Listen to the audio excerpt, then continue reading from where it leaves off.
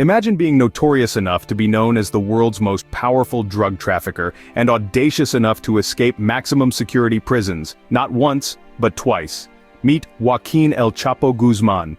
Joaquin Guzman, better known by his alias El Chapo, is a name that sends shivers down the spine of law enforcement agencies worldwide.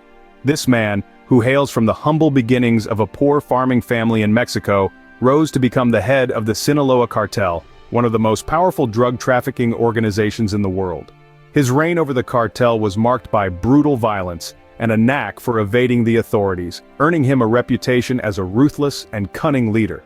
El Chapo's empire stretched across continents from the Americas to Europe and even Asia.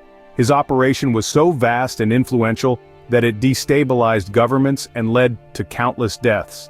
At the height of his power, El Chapo was responsible for an estimated 1/4 of all illegal drugs that came into the United States from Mexico. But his audacity didn't stop at running a global drug trafficking empire. In an unbelievable turn of events, El Chapo managed to escape from prison, not once, but twice. These weren't ordinary prisons either. They were maximum security facilities, supposedly impregnable fortresses designed to hold the most dangerous criminals. His first escape came in 2001 and his second, even more audacious, in 2015. Both escapes involved intricate plans, vast resources, and the alleged complicity of prison officials. These daring escapes were not just about eluding the law. They were statements, bold proclamations of El Chapo's power and influence. They were demonstrations of his ability to bend and manipulate the system to his advantage. They were a testament to the audacity of a man who, despite his criminal activities, commanded a level of respect and fear that few could match. El Chapo's escapes were not just mere luck. They were meticulously planned, audaciously executed acts that demonstrated his power and influence. The year was 2001. El Chapo was serving his time in Puente Grande, a maximum security prison, when he decided he had had enough. In the heart of Mexico, Joaquin El Chapo Guzman was serving a sentence for numerous charges, including murder and drug trafficking. Puente Grande was known for its stringent security measures, but for a man like El Chapo, who was as cunning as he was ruthless, it was merely a challenge waiting to be conquered. El Chapo's first great escape reads like an audacious movie script. It was a combination of ingenuity, corruption, and the sheer audacity of his Sinaloa cartel. It all started with the corruption that was rampant within the prison system. El Chapo, with his vast wealth and influence, was able to bribe his way into a life of relative comfort within the prison walls. He had access to a mobile phone, and he was even allowed conjugal visits. His power was so immense that he essentially ran the prison, and the guards were his employees. But El Chapo was not content with just ruling the prison. He wanted his freedom. So he devised a plan as audacious as it was ingenious. With the help of a few trusted inmates and prison staff, he planned his escape using a laundry cart. The plan was simple. El Chapo would hide inside the cart, and with the help of a corrupt guard, he would be wheeled out of the prison, passing right under the noses of the unsuspecting authorities. And that's exactly what happened. On January 19th, 2001, El Chapo slipped into the cart, pulled a black plastic bag over himself, and was wheeled out of the prison. He was then transported in a van to a nearby city, where he disappeared into the vast, lawless landscape of Sinaloa. Just like that, the world's most notorious drug trafficker was on the loose again, leaving authorities red-faced and scrambling. Fast forward to February 2014, El Chapo was caught and incarcerated in Altiplano, another maximum security prison. But freedom, it seemed, had a magnetic pull for El Chapo. As the days turned into weeks, and then months, it became evident that El Chapo was not one to remain confined. The audacious plan for his second escape was already in motion. It was a plan that would require a delicate blend of audacity, precision, and an almost unimaginable level of coordination.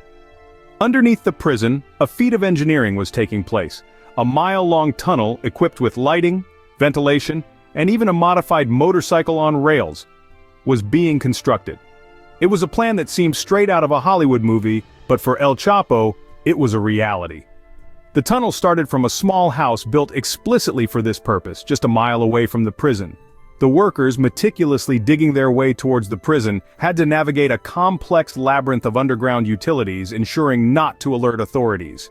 They had one goal: to reach directly under El Chapo's cell. The motorcycle on rails, an ingenious addition, would serve as a quick getaway vehicle. It was modified to run in the narrow tunnel, allowing El Chapo to cover the mile-long distance in a matter of minutes. The audacity of the plan was only matched by its execution. On July 11, 2015, El Chapo disappeared from his cell. He had slipped through a hole in his shower floor, down a ladder, and onto the waiting motorcycle. As the news of his escape spread, it left the world in disbelief. How could the world's most notorious drug lord escape from a maximum security prison not once but twice? The answer lay in the mile-long tunnel, the motorcycle, and the audacity of a man who refused to be confined. Once again, El Chapo had slipped away, leaving behind a trail of embarrassment and disbelief. El Chapo's escapes were not just about the thrill of the chase. They exposed deep-seated issues within the prison system and the government. They were elaborate, audacious, meticulously planned, yet they revealed a stark reality of corruption and inefficiency that was far too prevalent within the system. Let's delve into the aftermath. The audacious escapes of El Chapo resulted in significant ramifications, both within the prison system and the government. His ability to escape from high-security prisons not once but twice shook the very foundation of the Mexican justice system. It exposed the rampant corruption that enabled such daring escapes. This corruption wasn't confined to a few rogue elements but was systemic, reaching the highest echelons of power. But every cloud has a silver lining. El Chapo's escapes forced a hard look at the system, triggering much-needed reforms. It led to stricter regulations, improved surveillance, and a renewed emphasis on staff training. The government also ramped up efforts to combat corruption, although the road to complete eradication remains long and arduous. The key points of El Chapo's escapes are a study in audacity, meticulous planning, and the role of corruption. His audacity was evident in his daring escapes, which seemed ripped straight from a Hollywood script. The meticulous planning that went into these escapes, from the 1-mile-long tunnel to the coordinated efforts with his cartel, speaks volumes about his influence and resources. But the most glaring aspect was the role of corruption, which turned a blind eye to his activities, enabling him to escape from what were supposedly the most secure prisons. It's a chilling reminder of how deep-seated corruption can undermine even the most stringent security measures. El Chapo's daring escapes are a testament to his audacity and influence, but they also serve as a stark reminder of the deep-seated issues within our systems. They underscore the need for constant vigilance, robust systems, and a relentless fight against corruption to ensure that justice isn't just served, but is seen to be served. The audacious escapes couldn't last forever. El Chapo's freedom, like all good things, had to come to an end. El Chapo was recaptured in January of 2016, following a manhunt that lasted for half a year. The Mexican authorities, with the aid of their American counterparts, found him in his home state of Sinaloa. The capture was not without a fight, as El Chapo and his security detail engaged the authorities in a shootout. But in the end, the notorious drug lord was apprehended and returned to prison. But this time, things were different. El Chapo was held in a maximum security prison, and the Mexican authorities were taking no chances. The cell was under constant surveillance, the guards were heavily scrutinized, and the prison was fortified to an extreme. The Mexican government had learned its lesson. They were not going to let El Chapo escape again. However, it wasn't just the Mexican government that was intent on keeping El Chapo behind bars.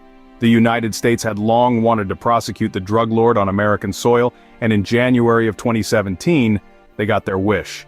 El Chapo was extradited to the United States, where he would face charges of drug trafficking, murder, and money laundering, among others. Today, El Chapo sits in a cell in ADX Florence, a maximum security prison in Colorado known as the Alcatraz of the Rockies. He's been sentenced to life plus 30 years, a reflection of the severity of his crimes. The days of tunneling out of prison are long gone. El Chapo's reign of terror has ended, and it's unlikely that he'll ever taste freedom again.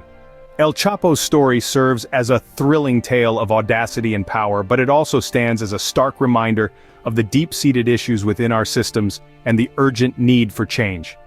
The saga of El Chapo is a testament to the potency of corruption and the lengths to which some will go to evade justice. But it's also a call to action, a prompting to address the issues that allowed such a reign of terror to persist for so long.